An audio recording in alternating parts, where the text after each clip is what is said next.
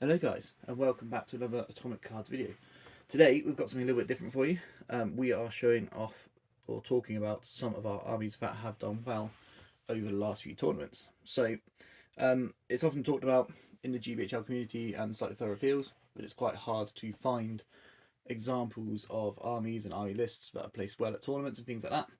So what we're trying to create here is a little YouTube playlist where we're going to put short videos with our armies before we go to events, and also afterwards, if anything does particularly well, we'd like to come back and talk about it here. So what I've got here is my Goblin Town army. Now, we went to London to play in the Battle of Borough Dur event, which was a GBHL80 pointer. It had just over 20-25 people, something like that. It was a reasonably small one, but still a decent sized tournament. It was 3 games. The first 2 were 500 points, and the final game was 700 points.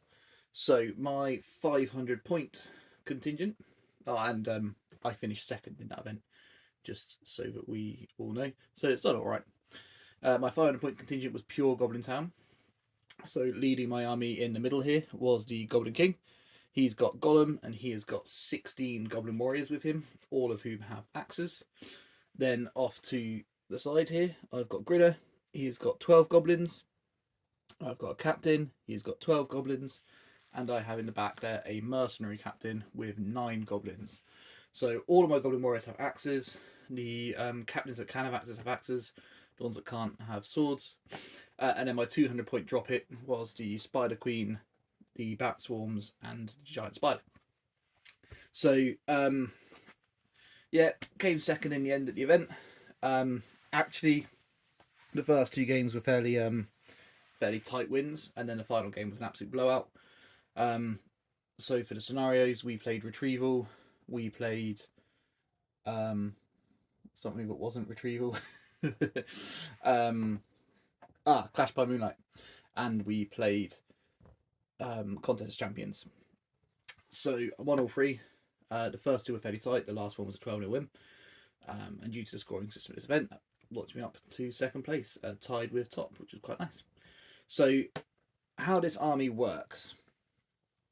Basically, I've got more models than you. That's the general premise of it.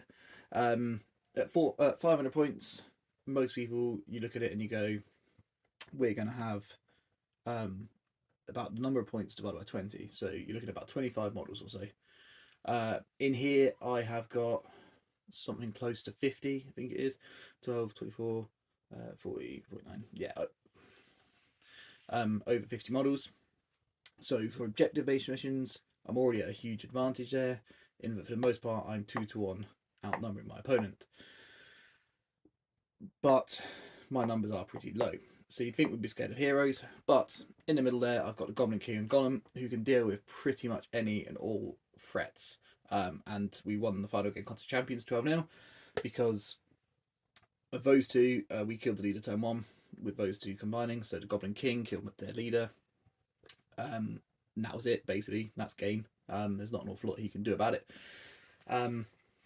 So yeah, they're awesome. And then the mercenaries in the back, they're just super, super helpful. They can just drop in, steal objectives away from people. The threat of them meant that when I was playing retrieval, my opponent kind of put his entire army at the back on his objective. Without them being there, he'd have been coming to me, but it just forces your opponent to play completely differently, which is very helpful indeed for you. The reason I put the 200 points of Spider Queen and Bat Swarms and things in there is just because I was thinking about what other people would add in for 200 points as well, and I was thinking there's going to be one of 2 ways people are going to do this. They're either going to drop in a 200 point kind of bunch of heroes, or just bulk up their numbers a little bit.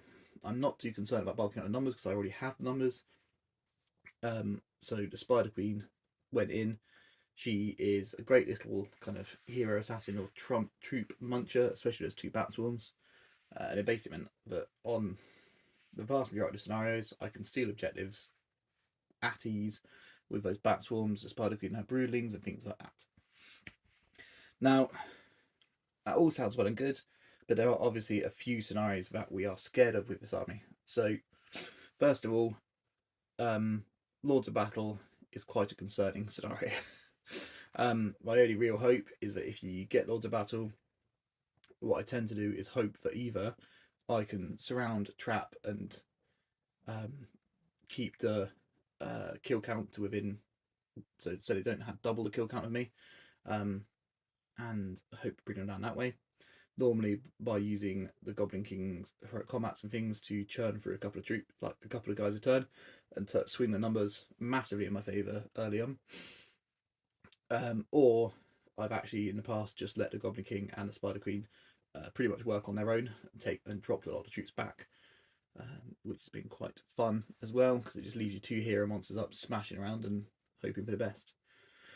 So in terms of what else we're scared of in terms of mission wise, it's really mainly the killing monsters like to the death. Assassination causes some problems because we've got lots of soft heroes, and the fog of war is normally we can score quite highly, but you often give up a lot of scores because again you've got so many soft heroes. Your opponent can normally pick out one to kill and kill it quite easily, so that can cause up some problems. And Clash by Moonlight can be an issue, except that we've got so many heroes that we're normally okay. I would like to be able to bring some banners in.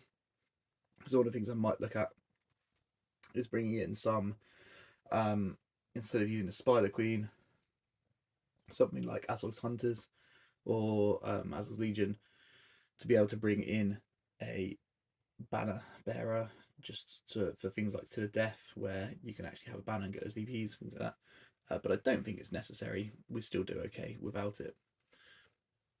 In terms of armies that we're scared of, I find that I do much better in good versus evil setup with this, mainly because the prevalence of terror is terrifying. Basically, with goblins at courage 2 base, as soon as you have terror and harbinger, look at courage 1, and then you're in real trouble. The ability with, I know the king's got resistant to magic, but sustained magical attacks will kind of neutralize him, and then without some of your big hitters, the army just really struggles. Mass shooting also drops them like flies. They're only defense 3, so things like elves with a large amount of shooting are a real problem. And again, just anything with an elven made weapon really threatens the king. I think at 500 points we're okay, but as soon as we get up into that 600, 700 point region, they do tend to struggle a little bit, because you just get diminishing returns on your numbers. So that's my thoughts on that. Things I would do to improve it after the weekend. Like I say, I don't think I would run it at 700 on its own. I got lucky in the scenario, and my opponent wasn't quite ready for Gollum slipping through lines and control zones of the ring on and things like that. And they actually didn't do Spider Queen. The bats literally did nothing in that scenario. I mean, the only 2 models that actually really did anything was the Goblin King and Gollum. The rest of it was completely irrelevant. I mean, she did. She sat on a flank and held it up, but yeah, other than that, she didn't really do an awful lot. I would probably go more goblins. I do like my decision to stick with the mercenaries rather than the scribe. It brings in situations like I had in one of the games where they had a lot of strength 3 shooting, so I deployed the mercenaries on the table, put them in a front rank, and as I advanced, they were still winning my 5s rather than winning my 4s. It's little things like that which really help, and having the extra model in there for marches and moves and things can be super helpful. Whereas with the scribe, you end up with models coming in from the board edge and stuff, which in some scenarios is quite useful. In others is absolutely pointless. So things like Contest Champions, the scribe would have been completely useless. Whereas the mercenaries kind of went from march round. I'd put them on the table and they marched round to the back of him, so that I could get some traps off and things. And yeah, more models basically. I used a similar army at 600 points at this event last year and won the event with it. I dropped out the I had the scribe instead of mercenaries at that one, and I had bigger warbands. I had no giant spider, and I didn't have a bat, so I was only the spider queen and a bat swarm. And then yeah, we had, I think we had 2 captains. I can't remember, to be honest, but we basically had less tricks and more models, which worked out quite nicely, so that was good. But yeah, basically this is my Goblin Town army. I'm starting to ramble a little bit, so I'm going to cut it short now. But if you'd like to see more of it on the channel and things, let us know.